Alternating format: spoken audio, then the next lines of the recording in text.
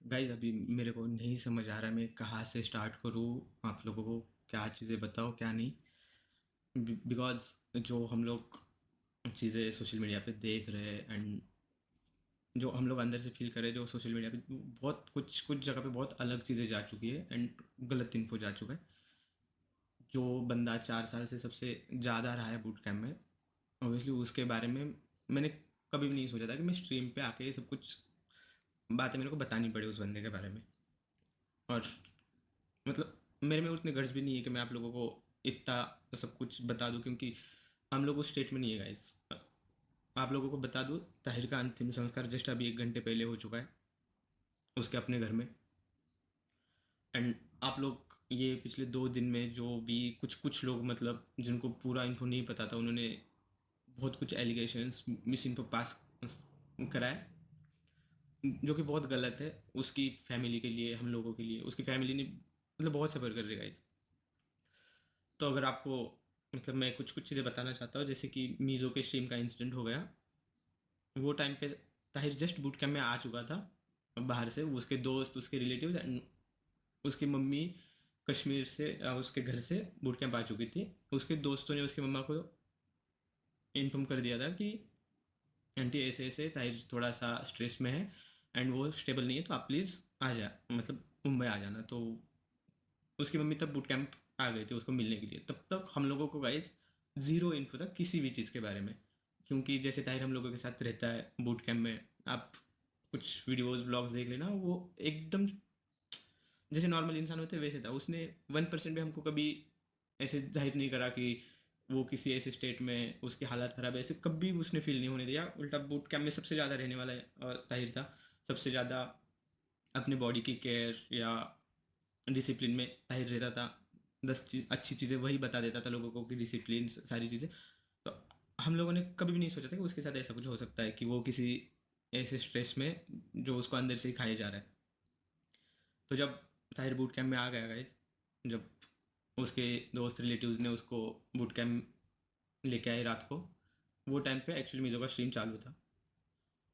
तब तक हमको कुछ भी आइडिया नहीं था कि ताहिर के वो कौन सी सिचुएशन में है। जब वो बूट कैंप आ गया, तब उसके दोस्त और रिलेटिव ने हमको एक ही चीज़ बता दिया कि वो थोड़ा सा अभी मेंटली स्टेबल नहीं है, वो थोड़ा स्ट्रेस में है।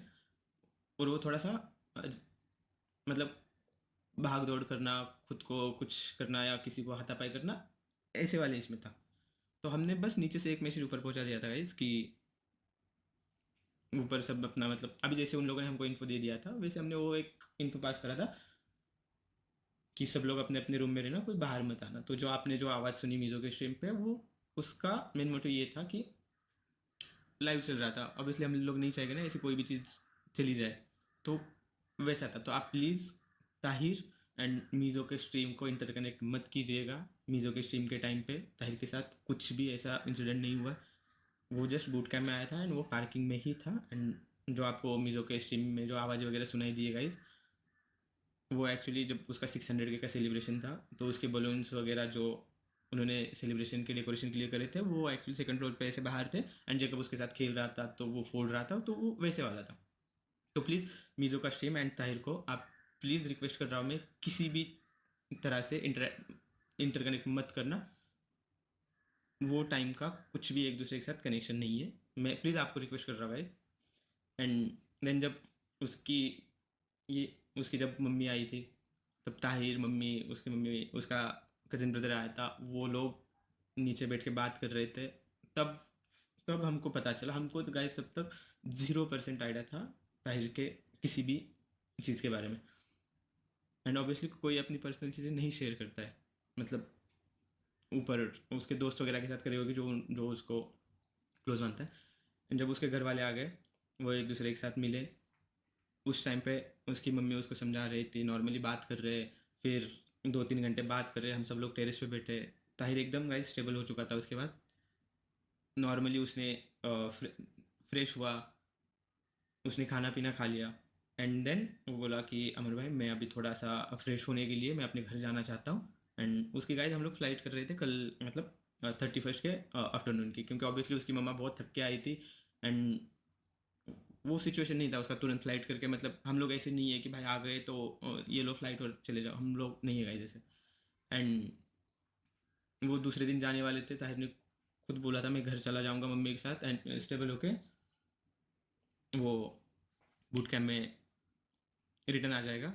एंड वो टाइम तक सब कुछ नॉर्मलाइज हो चुका था। ताहिर, उसकी मम्मी को हमने हमारे बूट कैम्प में एक ऑब्वियसली गेस्ट रूम है गाइज, क्योंकि बाकी जगह पे बंक बेड्स वगैरह हैं, तो उनको साथ में रुकना था, तो उसकी फैमिली के लिए हमने एक रूम दे दिया और वो लोग एक रूम में रुके थे। तब हम सब सोने सोने चले गए। किसी का किसी को कुछ भी आइडिया नहीं था कि ऐसा कुछ होने वाला है दूसरे दिन। हम सब सोने गए। सुबह उठते ही मेरे को जो नीचे गार्ड रहते वो आके एकदम पैनिक में दरवाज़ा नॉक कर रहे मेरा। हम सब डर के उठे क्योंकि आज तक ऐसा किसी ने कभी बुलाया नहीं था हमको बाहर। तो उसने जैसे बोला कि अरे ताहिर गिर गया, ताहिर गिर गया, ताहिर गिर गया। हमको तो प्रोसेस करने में ही टाइम नहीं मिला गाइस। मैं नीचे चला गया तुरंत, जैसे उसको देखा ताहिर को वो गिर गया था। हमने तुरंत उसकी मम्मा को नीचे बुला लिया। उसकी मम्मा नीचे आई। तब ताहिर बात कर रहा था हम लोगों के साथ कि उसको मतलब दर्द हो रहा है, वो हॉस्पिटल जाना चाहता है। हमने तुरंत गाइस किसी भी मतलब ऐसा तुरंत ना एम्बुलेंस का वेट करा ना कुछ, हमने तुरंत उसको गाड़ी में डाला। हम हॉस्पिटल लेके चले गए उसको। हॉस्पिटल में लेके जाने के बाद डॉक्टर लोगों ने उसको, तब तक गाड़ी में भी वो पूरा हम लोगों के साथ बात कर रहा था। हम लोग हॉस्पिटल लेके जाने के बाद डॉक्टर ने उसको देखा, इमरजेंसी में उसको तुरंत अंदर लेके गए, वेंटिलेटर वगैरह लगा दिया। एंड यस, कुछ टाइम बाद आके हम लोगों को उन्होंने बोला कि अभी जो भी है मतलब ताहिर नहीं है करके ऐसा। वो वो टाइम पे गाइस आप लोगों को नहीं बता सकते, एक मम्मी ने अपना बेटा खोया है। हम लोगों को नहीं समझ आ रहा था हम कैसे संभाले, उसकी मम्मी को संभाले, सिचुएशन संभाले, मतलब नहीं, हम लोगों का मेंटल स्टेट नहीं था वैसा। हम लोग भी फर्स्ट टाइम ऐसी कुछ चीज़ें फेस कर रहे थे बूट कैंप में। एंड ये जो भी इंसिडेंट हुआ है गाइस, ताहिर जब से बूट कैंप आ गया एंड हम उसको हॉस्पिटल लेके गए, वो टाइम से लेके उसको हॉस्पिटल लेके जाए तक उसकी मम्मी, उसका भाई पूरा टाइम उसके साथ थे।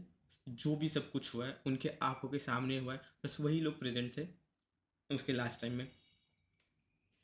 सारी चीज़ें सीसीटीवी कैमरा में रिकॉर्डेड है। वो सारा फुटेजेस जो भी लोग बोल रहे हैं इन्वेस्टिगेशन एंड ऑल, वो सब कुछ पुलिस आके प्रॉपर इन्वेस्टिगेट करके सारी चीज़ें पुलिस के पास है। A to Z CCTV footages police के पास है।